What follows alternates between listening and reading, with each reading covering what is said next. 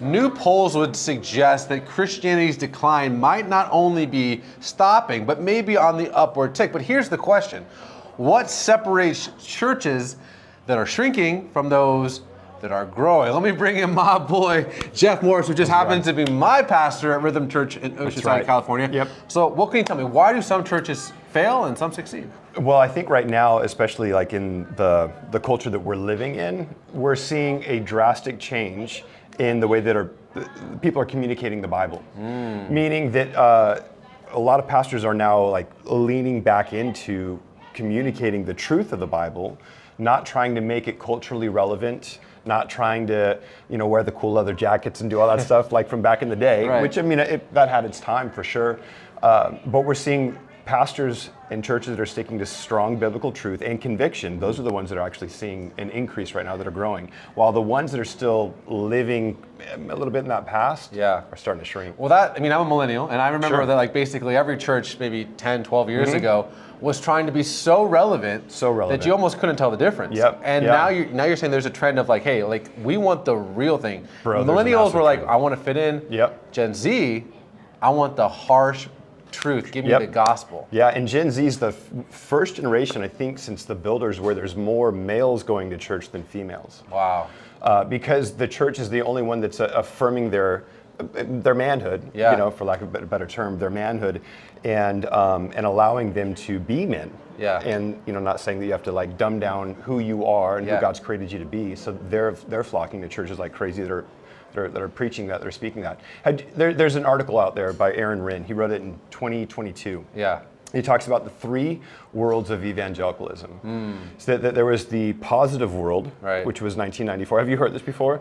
Maybe some of you guys I heard it in a sermon by this guy named Jeff Morris. Okay. So there was the positive world. Everything up to 1994 was positive if you're a Christian. It was positive if you went to church. And that was like where you saw the seeker-sensitive movement. Like everyone had some sort of biblical foundation.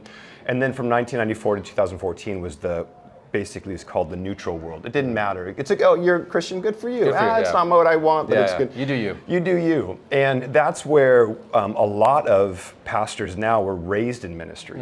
So we were raised with a lot of like neutral world phrases and, things that are kind of like they're true, but not really. And we wanted to be real relevant to the culture. We tried to fit in with the culture as opposed to change the culture. And that led us then into, from 2014 on, what's called negative world. Now Christians are evil. Now, you're a Christian automatically, you're a bigot automatically, all that stuff. And so because of that, I guess almost leaning into that of like, no, we just have to get back to Bible. And the churches that are still living, and there's a lot of churches out there still living positive world or even neutral world. And the neutral world is dying. The neutral world is what created our crisis today.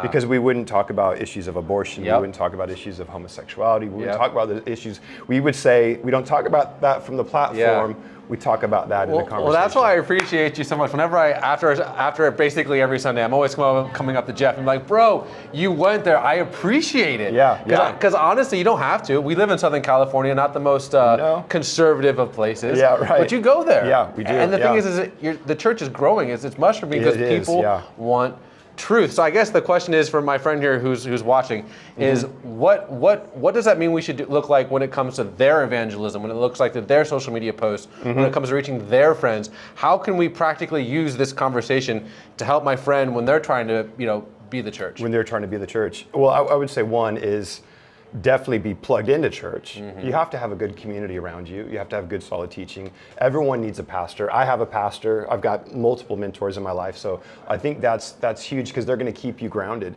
Because the temptation is to go back into appeasing everybody and not wanting to offend everybody. And we do live in such a polarizing time that offense is going to happen, and the Word of God is offensive.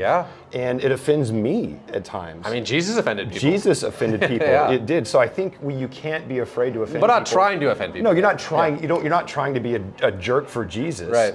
But at the same time, you do have to be bold. And you do have to stand up for what you believe because they're standing up for what they believe. And that will cost relationships. That will cost friendships. Jesus actually talks about that.